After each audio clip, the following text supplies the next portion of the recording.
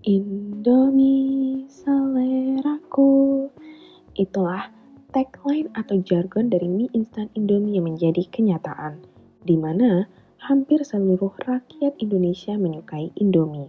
Bahkan, tidak hanya di Indonesia, namun Indomie juga sukses di pasar internasional. Situs LA Times, sebuah media massa di Amerika Serikat, mengeluarkan artikel mengenai mie instan terbaik dari seluruh negeri. Yang membanggakan adalah Indomie goreng rasa ayam panggang menempati urutan pertama. Sedangkan mie goreng rasa original yang biasa kita temui menempati peringkat ke-10. Selain di Amerika Serikat, Indomie juga sangat sukses di Nigeria, Afrika Barat.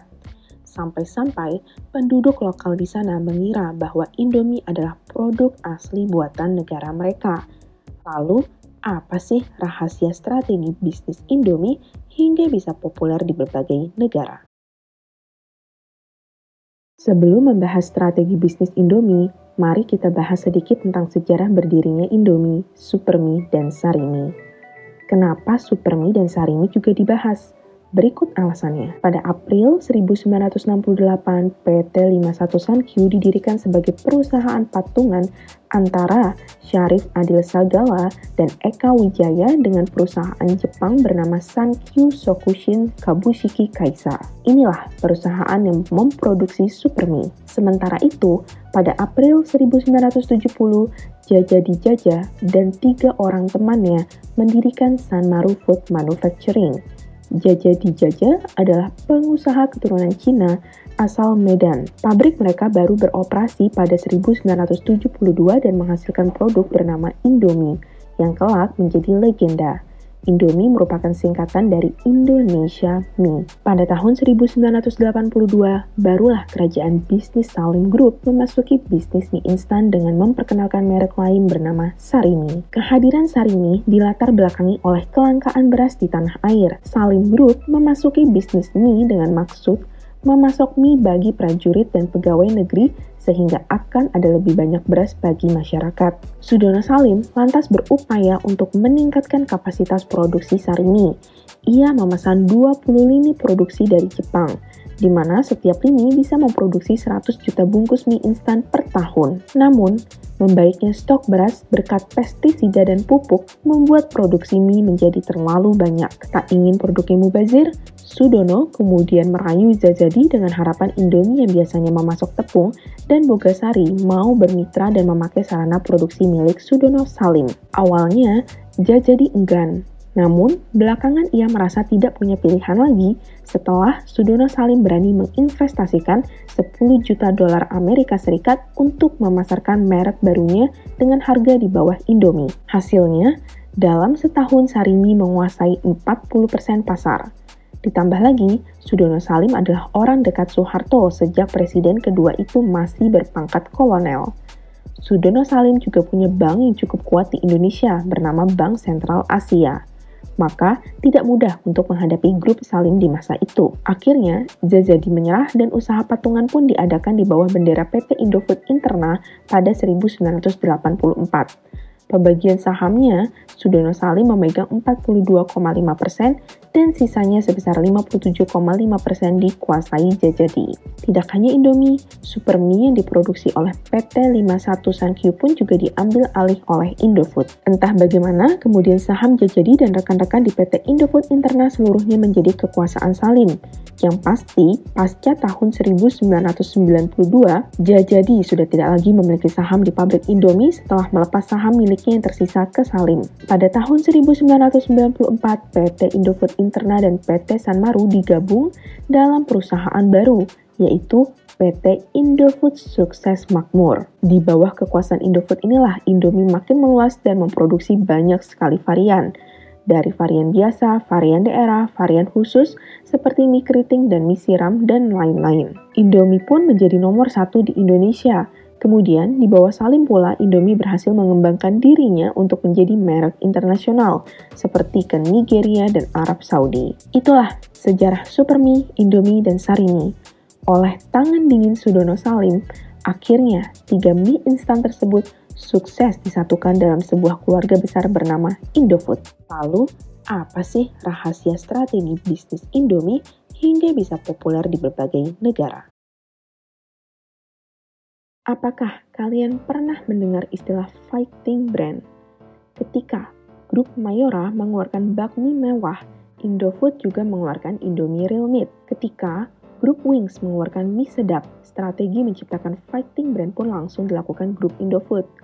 Grup Indofood menggunakan fighting brandnya yaitu Supermie dengan mengeluarkan Supermie sedap, di mana penulisan huruf sedapnya pun sangat mirip dengan tipografi merek mie sedap. Kalau mie sedap memakai tagline jelas terasa sedapnya, Supermie sedap memakai tagline pasti sedapnya. Sehingga banyak konsumen yang terkecoh dan sering mengira bahwa Supermie sedap adalah mie sedap. Itulah dua contoh yang disebut fighting brand. Strategi taktis ini ditujukan untuk menghambat pertumbuhan produk pesaing yang baru keluar sehingga produk utama dapat dilindungi dan dapat tenang menguasai pasar. Produk utama dalam hal ini adalah Indomie. Generasi ketiga Salim Group yaitu Axton Salim mengatakan kunci sukses Indofood adalah selalu mendengarkan keinginan, kebutuhan, dan kepuasan pelanggan. Sebagai contoh, Indomie membuat bumbu yang berbeda untuk Indomie yang diproduksi di Pulau Jawa dan Indomie di luar Pulau Jawa. Di Pulau Jawa, Indomie menggunakan saus cabai, sedangkan untuk yang di luar Pulau Jawa menggunakan bubuk cabai. Menurut Head of Corporate Public Relations Indofood, Novi Arlaida, perbedaan bumbu itu bertujuan untuk menyesuaikan selera masyarakat yang mengkonsumsi Indomie di kedua wilayah tersebut. Selain itu, melihat pasar Indomie yang begitu besar di Nigeria, produsennya mengeluarkan varian Giant Pack Chicken dengan ukuran yang benar-benar besar. Indomie kemasan jumbo di Nigeria ini pun sempat viral di Indonesia. Banyak netizen yang terkejut dengan perbandingan ukurannya saat disandingkan dengan Indomie biasa di sini. Perbandingannya kira-kira adalah 4:1. Vlogger mukbang terkenal Indonesia, Tan Boy Kun juga pernah bikin heboh karena mukbang Indomie Afrika saat sahur. Ia mencoba varian selain Giant Pack Chicken yaitu Indomie Release, yang juga termasuk besar jika dibandingkan dengan Indomie Indonesia. Ia mengatakan bahwa satu bungkus Indomie Release setara 2,5 bungkus mie instan Indonesia. Ukuran Indomie yang sangat besar di Nigeria ini dilakukan untuk memenuhi permintaan pasar di Nigeria. Sedangkan di negara kita Indonesia, sebagian masyarakat sering merasa kurang jika hanya mengkonsumsi satu bungkus Indomie dan merasa kekenyangan jika mengkonsumsi 2 bungkus Indomie. Karena hal inilah, Indofood juga memproduksi Indomie Jumbo yang berisi 1,5 mie instan untuk mengatasi masalah tersebut. Wah, sangat attention to detail sekali ya Indomie. Tidak heran jika Indomie sukses banget ya guys. Salah satu strategi marketing Indomie adalah above the line marketing atau ATL marketing. ATL marketing merupakan aktivitas pemasaran di mana audiens yang dituju tidak spesifik, sehingga memiliki jangkauan yang luas. Tujuan Indomie menggunakan ATL marketing adalah untuk terus meningkatkan consumer awareness. Contohnya adalah iklan Indomie yang sering kita lihat di televisi. Dalam iklannya, Indomie menggunakan tagline dan jingle yang sudah tidak asing lagi di telinga kita. Dari Sabang sampai Merauke, Indomie seleraku. Tagline serta jingle dari Indomie ini memang sering terngiang-ngiang di benak berbagai kalangan. Kelihatannya, tagline dan jingle mungkin sepele, namun, melalui strategi ini, branding Indomie seperti menghipnotis rakyat Indonesia. Strategi tersebut berhasil direalisasikan layaknya ucapan atau doa yang menjadi kenyataan.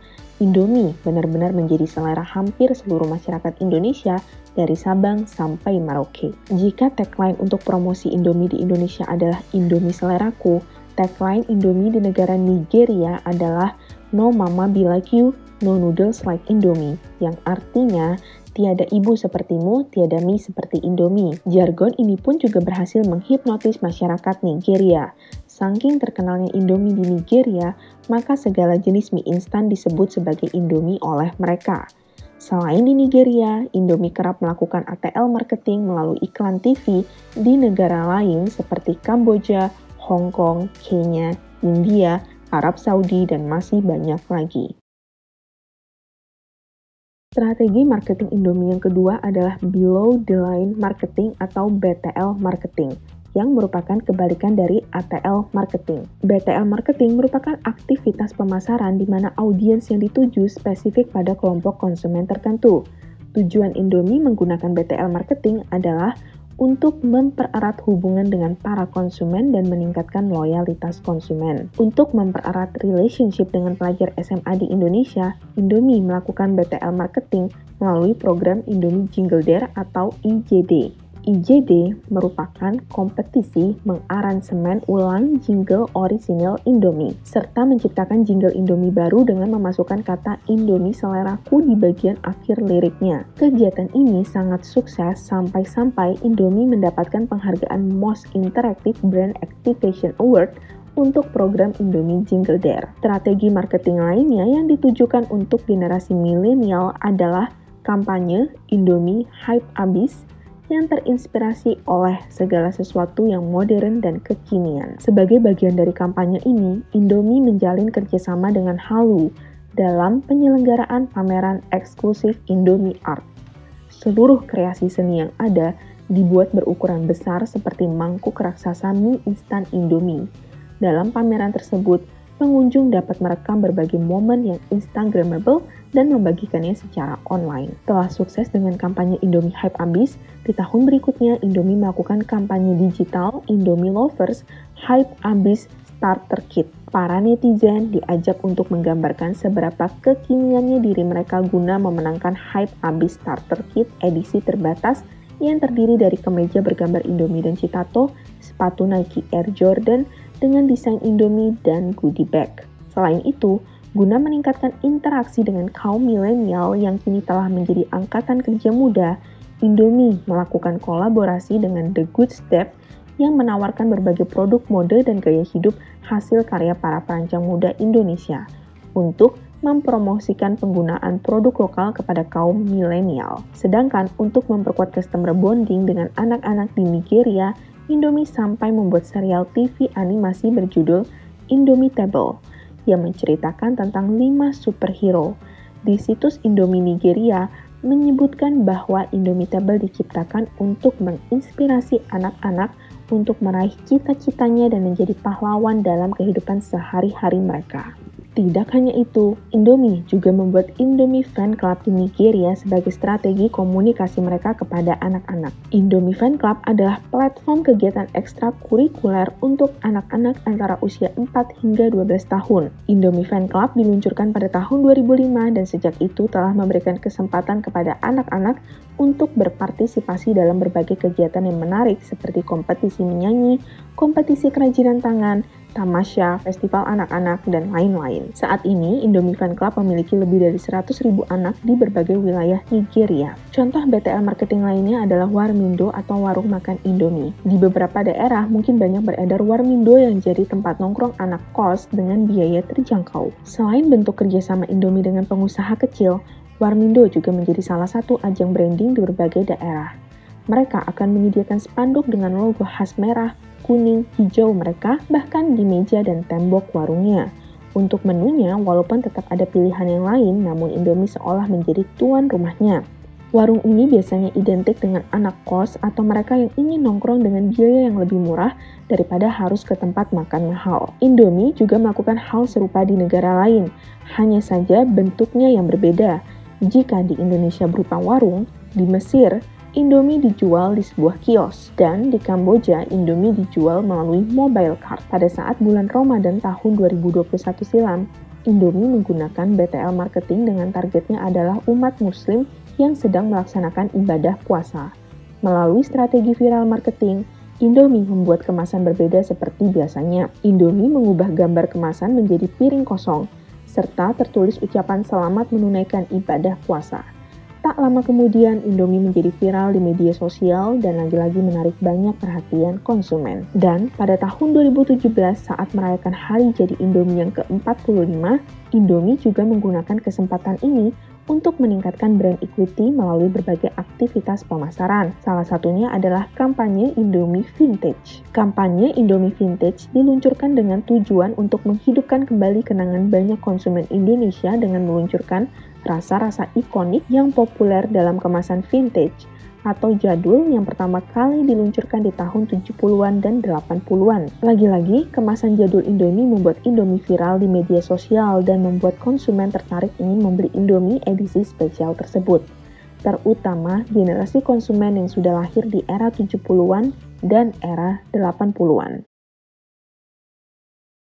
Salah satu strategi Indomie yang terus bertahan adalah inovasi mereka dalam mengeksplorasi rasa-rasa serta gebrakan yang lainnya. Walaupun rasa yang standar seperti mie goreng, mie kuah, rasa ayam bawang, dan mie soto saja sudah menjadi favorit banyak orang, namun Indomie terus berinovasi dalam menyajikan rasa yang berbeda. Indomie selalu melakukan inovasi untuk memenuhi selera konsumen, menjaga relevansi produk di pasar, memperkuat portfolio produknya, dan mendukung pertumbuhan di masa depan. Setiap tahun, untuk menarik perhatian konsumen, Indomie selalu mengeluarkan produk baru seperti Indomie telur asin, hype abis mie goreng ayam geprek, Indomie hype abis mie goreng citato rasa sapi panggang, Indomie Bite Food, Indomie Taste of Asia, serta Indomie varian rasa Nusantara seperti Coto Makassar, Cakalang, Soto Banjar, dan masih banyak lagi. Tidak hanya di Indonesia, di luar negeri pun Indomie selalu berinovasi.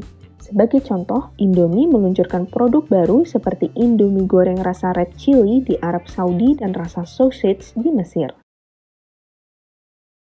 Itulah strategi bisnis Indomie yang membuatnya sukses baik di Indonesia maupun mancanegara.